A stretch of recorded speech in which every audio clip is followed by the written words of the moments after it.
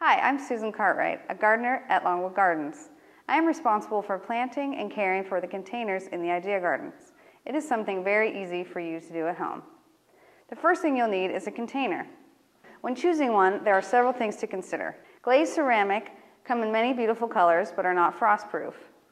Terracotta come in many shapes and sizes but are not frostproof. Stone containers are very heavy. Metal containers tend to hold in the heat. Plastic containers are very lightweight but may hold in the moisture. You can use any container you like, but be sure it has a drain hole. Let's get started. First, to prevent your potting mix from running out all over, you can cover the drainage hole with a few pieces of broken pottery. I'm using a soilless potting mix.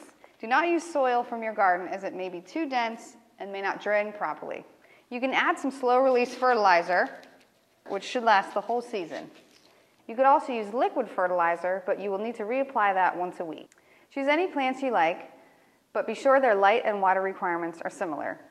Annuals, perennials, herbs, and even vegetables are appropriate. Consider color, texture, and fragrance.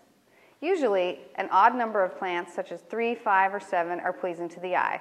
Also try to keep the plants and the container in proportion. A good design consists of a thriller, a tall plant to create a focal point. I am using a delphinium.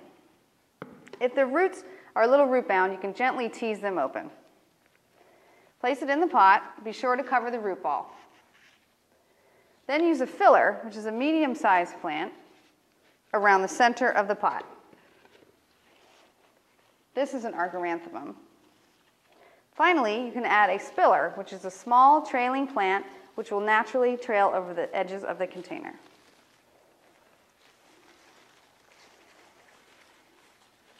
The last thing you want to do is pack the soil around the plants and give them a good soaking.